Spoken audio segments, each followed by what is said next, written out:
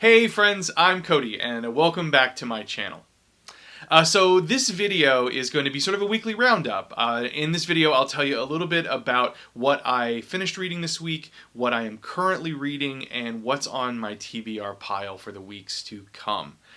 But before I dive into that, I want to say thank you to everybody who watched my first video, the Spoopy Book Tag video, and all of the people who subscribed to my channel. It was really cool to engage with so many other booktubers, a lot of whom had also done the Spoopy Book Tag, to hear all of your recommendations and to sort of meet you, I guess. It was really cool to connect with other people who love genre books, especially horror, as much as I do.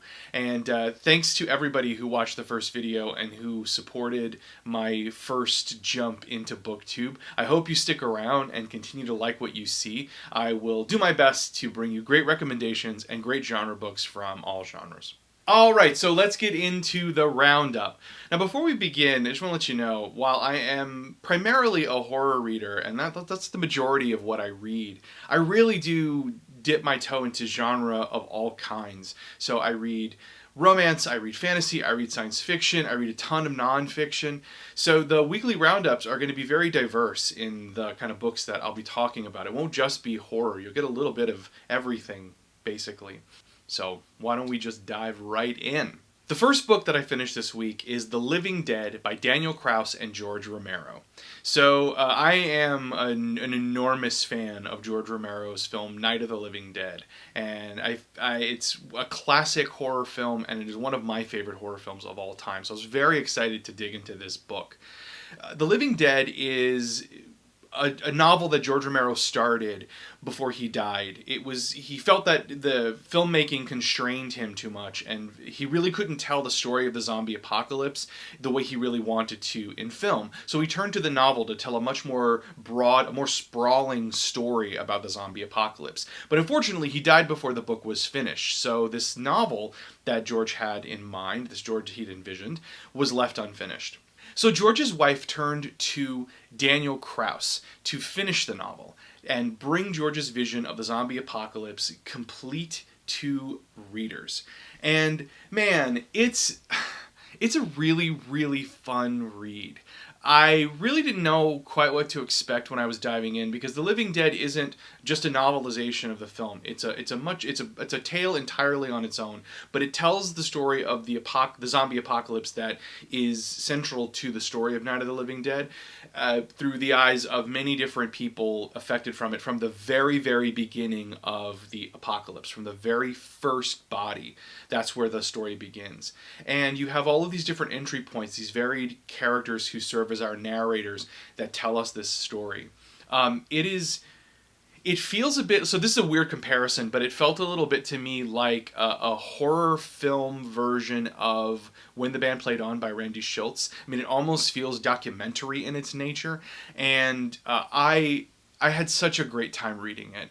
If you like zombie stories, and if you're a fan of George Romero's Night of the Living Dead, you absolutely have to get your hands on The Living Dead by Daniel Kraus and George Romero and dig into it and read it. You will love it. I mean, granted, it may not be the best thing to be reading a zombie apocalypse novel while our pandemic continues to rage on, but if you're cool with reading things that are a little too close to home, Living Dead is a great book for you.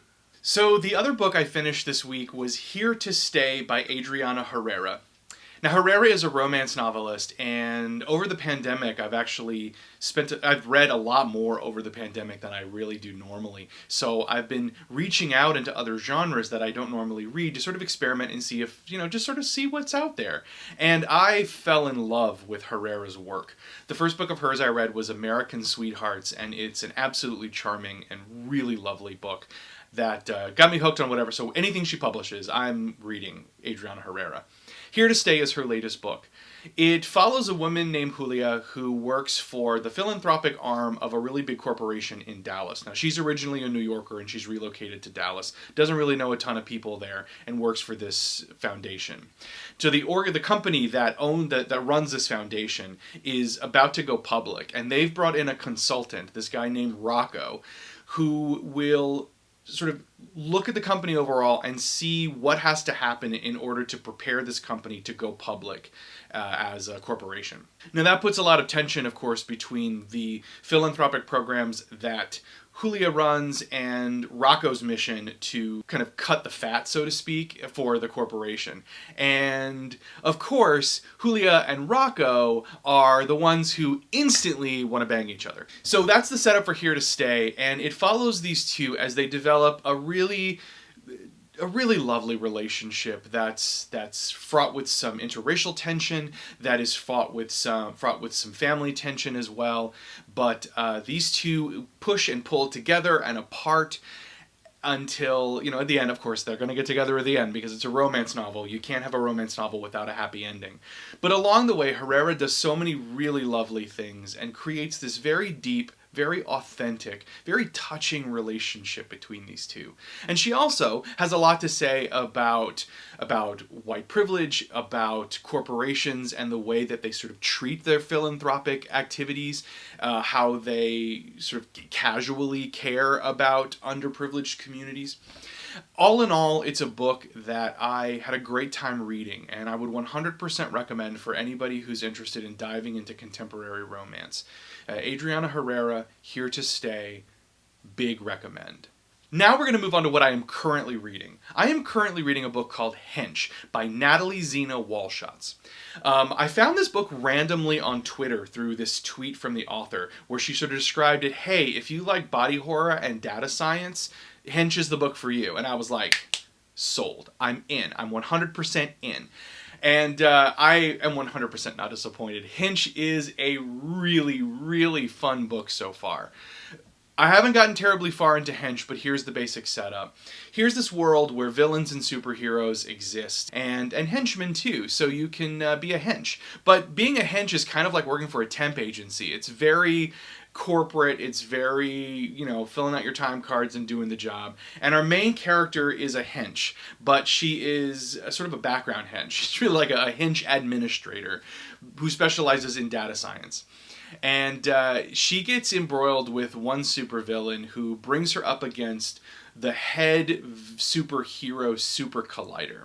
And she has this really not great interaction with Super Collider that causes her to start to think about superheroes in a slightly different way. She starts to think about superheroes in not so much like the good that they are doing, but what are sort of the underlying harms of superheroes.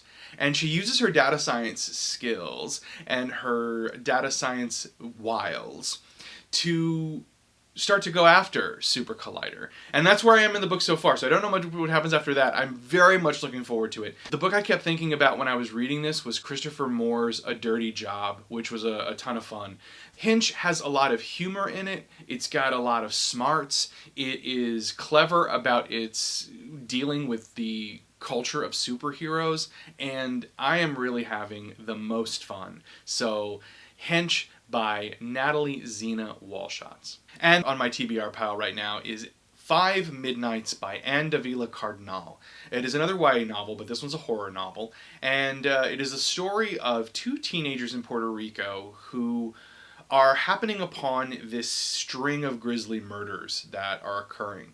And they think these murders are connected, and through their sort of digging into these murders, they're going to find out that they're connected to these kind of deeper, darker, ancient, mythological, and folklore things that are happening in Puerto Rico. So it becomes a supernatural horror story.